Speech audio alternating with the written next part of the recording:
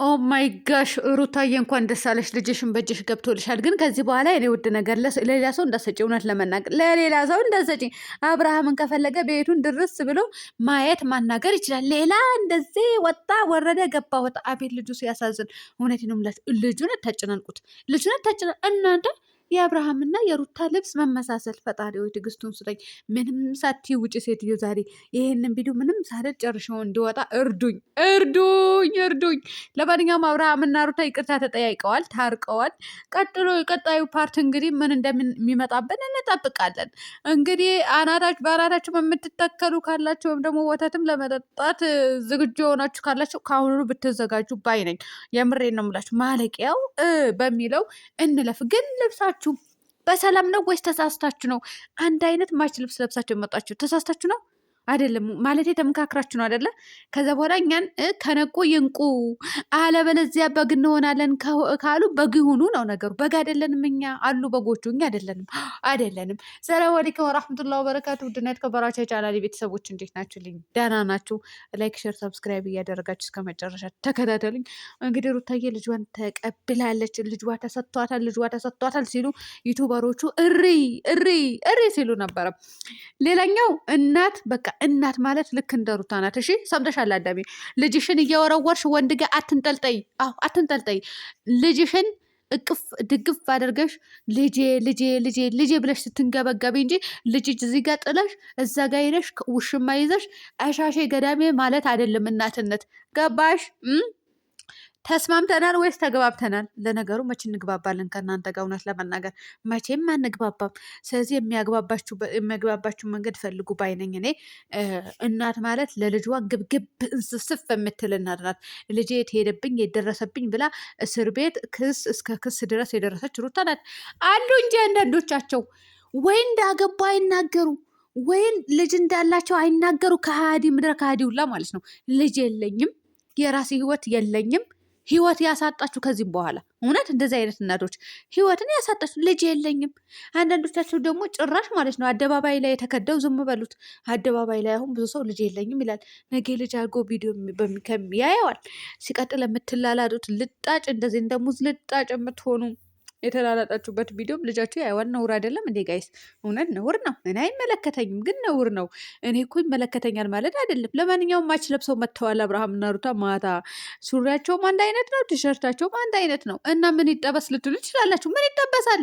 ከፈለግሽ ጠብስልሻለሁ እንጂ ምንድነው የምጠብስልሽ? ምግብ እንጂ መቼም ውሽማ አይደለሽም። ወይም ደግሞ ባል አምጥቼ ጠብስልሻለሁ አይደለሽም። እንደናንተ አይነቱን እኔ ባል ጠብስላችሁ አልጠብስላችሁም። እናንተ ማሻሽ ገዳሜ ብላችሁ ጨርሳችሁታል። ጉዳዩ ከአደባባይ ተጀምሮ በውስጥ ይጨረሳል ይመስለኛል። እንደዛ አይነት ነገር ነው እና ለኡዴ የኔ ውድ ነገር ማለት ነው። ፈጣሪ ያሳድገህ። እውነት ለመናገር እናንተ እያማረበት ነው። አብርሃምም ደግሞ ማለት ነው ረጋ ሰከን በልና ከዚህ በኋላ እንግዲህ በሳምንት 3 እንዳይ ተፈቅዶልኛል ብልሃል። በሳምንት እንጂ ማንንም ጋር አንጠልጥለህ አትሂድ። በቃ የሚያስፈልገው ነገር ለልጅህን ግዛና ሂድ። አሁ እንደዚህ ልበል እንጂ እንደዚህ ልበል እንዴ? ሰው የሚፈልገው ይሄ ነው። በቃ አብርሃም ርቀትህን ጠብቅ። ተከራይተሃል አይደል? ግልህን ያው ተከራይተህ እየኖርክ ነው አይደለም? እኛ እናውቃለን። ሌላኛው ሰው አያውቅም። በቃ ተከራይተህ እየኖርክ ነው። ስለዚህ ወተትም የሚያስፈልገው ነገር ልብስም ይሁን ጫማም ይሁን ካልሲም ይሁን ምግብም ይሁን ገዝተህለት ሂድና ይሄና በቃ 1 ሰዓት 2 ሰዓት አይተህ ተመለስ። ይሄ ነው። አንጠልጥለህበት እንዳትወስደው ደግሞ እንዳትወስደው በተአምር ይሆናል። አባት ነህ። እንደ አባት ልጅህን መያዝ ይገባሃል። እንደ አባት ልጅህን ይዘህ መውጣት ይገባሃል። አትውሰድ አይደለም። ነገር ግን እውነት ለመናገር ልጅ ለሌላ ሰው አትስጡ። እውነቴ ነው የምላችሁ። ለሌላ ሰው እንዴት ሰደ መቀኛም አለ። ልጃችሁ እኮ ሊገደልባችሁ ይችላል። ልጃችሁ ማለት ነው እንደ ልጅ ሆነ አድርጎ የማይዝ እኮ አለ። አሁን ምንድን ነው ይላሉ እናንተ ለሰዓት ይላሉ፣ 2 ሰዓት ይላሉ፣ ልጅ የሚያስጠብቁ አሉ። ከዛ በኋላ ልጆቹ ሲያስቸግሩ የሚደበድቡ ሰዎች እኮ አሉ ጋይስ። የምሬ ነው የምላችሁ። እኔ ሳውዲ እያለሁ አይቻለሁ። እና አበሾች ምን ያደርጋሉ? ልጅ የምትጠብቅ ሴት ትኖራለች። ከዛ ልጅ ይሰጣታል፣ ትሰበስባለች። የሆነ ጊዜ ለቅሶ ሄደን ያቺ ሴትዮ ደግሞ ልጅ የያዘችዋ የራሷ 2 ልጅ የሰው ልጅ ደግሞ 1 ይዛ ለቅሶ ቤት መጣች። ከዛ ምን ታደርጋለች? የራሷ ልጅ ሰብስባ አስቀምጣለች። የገዛች ምንድን ነው የያዘቻትን ልጅ ትመታታለች። የሰው ልጅ ናት፣ በገንዘብ ነው የምትይዛት፣ ትመታታለች። ወይኔ እንዴት እንደተቃጠልኩ፣ እንዴት እንደተቃጠልኩ፣ እንዴት እንደነደድኩ። ሰው ገንዘብ እየተከፈለ ሰው ልጅ ይደበድባል፣ የራሱ ልጅ አይመታም። እና እንደዚህ አይነትም ነገር አለ ማለት ነው። ስለዚህ እንደናንተ ተንከባክቦ የሚይዝላችሁ የለም። ምናልባት ያው በልጃችሁ ስለሚሸቅሉና ስለሚያገኙበት ሊንከባከቡት ይችላሉ። ሸር ካሰቡ ደግሞ እየቆነጠጡ አባትህ እኮ ነው አምጥቶ የሰጠኝ ለኔ ምን አገባኝ፣ አባትህን ያልራራርህ፣ አባትህን ያላዘንልህ እኔ ለምን አዝንልሃለሁ ብለው ሊመቱት ሊቆነጠጡ ይችላሉ። ፈጣሪ ሆይ ይቅር በለኝ። እውነት ለመናገር ይሄ ልጅ ይመቱት ይሆን? እኔ አላውቅም። ኧረ አይመቱትም፣ አይመቱትም። ለነገሩ ስግብግቦች አይደሉም እንዴ? ለእናቱ ያልሆኑ ለልጅ ይሆናሉ ብላችሁ ታስባላችሁ? ጋይስ አይሆንም እኮ። ትናንትና አላያችሁም እንዴ? በሚስቱ ነው የቆሰለው፣ በሚስቱ ነው እየተጎዳው ሲል አልነበረም? እውነት ለመናገር በሚስቱ ተጎድተዋል። በማንም አይደለም፣ በሚስቱ ነው። በማንም አይደለም የቆሰለው። እንደ ወንድ ቆፍጠን በሉ። እውነት እንደ ወንድ ቆፍጠን በሉ፣ ጀነን በሉ። ከፈለጋችሁ ሴት ውሰዱ። ሴት የሉም? አሁን እዚህ ቡታጅራ ላይ ነበሩ ከዚህ በፊት የሚላላጡ ከእናንተ ጋር። ነፃነት ነበረች። የት ሄደች? እሷ ደግሞ ዩቱብ ትሰራለች እንዴ? ጋይስ አልከታተላትም።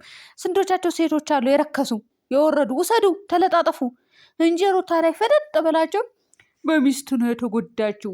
የጎዳችው ሚስቱ ነው። ወይኔ ወይኔ፣ አብርሃምና ሩታ እናንተን ያላቅም መጨረሻችሁ። የምሬ ነው የምላችሁ። ልዑሌ ብቻ ይደግ፣ እውነት እሱ ብቻ ይደግ። የስራችን ይስጣችሁ። ሌላ ምንም አለለም። ትናንትና ስፖርት ሲያሰራውም ነበረ። አሰራው፣ አስለምደው። ልጅ እንደዚህ በልጅነቱ የሆነ ነገር ስታስይዙት ይዛል። ግን ምኑን ይዛል?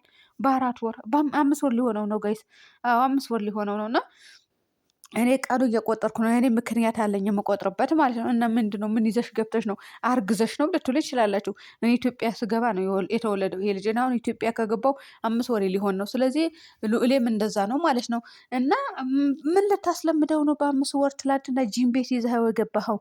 አሁን ቢወድቅስ? ብረቱ ቢወድቅበት እስከላይ ላይ የፈጣሪ ያለህ እንደው ይሄ ልጅ ምንም ነገር እንዳታደርጉት። እውነት ምንም ነገር ቢደርስበት ተመልካች በእናንተ ጭንቅላት አይወርድም። የምሬ ነው የምላቸው። በእናንተ ጭንቅላት አይወርድም። እውነት አይወርድም። ማንንም አይወርድም። እናንተ ነፍስ ገዳዮች፣ ነፍስ አጥፎች ነው የምትባሉት። ትንሽ እንደዚህ ቢነካ ራሱ የሆነ ቁስል እንኳን ቢወጣው ልጁን። ስለዚህ ተንከባክባችሁ ያዙ። ልጃችሁ በሰላም አሳድጉ። ለማንኛውም አንዳንዴ ማች እየለበሳችሁ ምኑልን፣ እኛ ደስ ይለናል። ምቀኛም አይደለንም፣ የምቀኛም ሰፈር ልጆችም አይደለንም፣ ሴጣኖችም አይደለንም። ስለዚህ የሰው ትዳር ሲፈርስ ደስ የሚለው ሴጣን ብቻ ነው ሲባል ሰምቻለሁ። ሰምቻለሁ። እናንተም ሰምታችኋል፣ አትዋሹ። ስለዚህ ማች እየለበሳችሁ ኑና አንዳንዴ አስደንግጡልን። መደንገጥ ጥሩ ነው ጋይስ። አሁን እኮ ብዙ ሰው አያስተውልም እኮ አያስተውልም። እና ቀጣይ ደግሞ ሌላ ነገራቸው አመሳስላችሁ ነው። እሺ አብርሃምም ደግሞ ተከራይተህ ኖር፣ በቃ እንደ ኖርከው ኖር፣ በቃ አለቀ።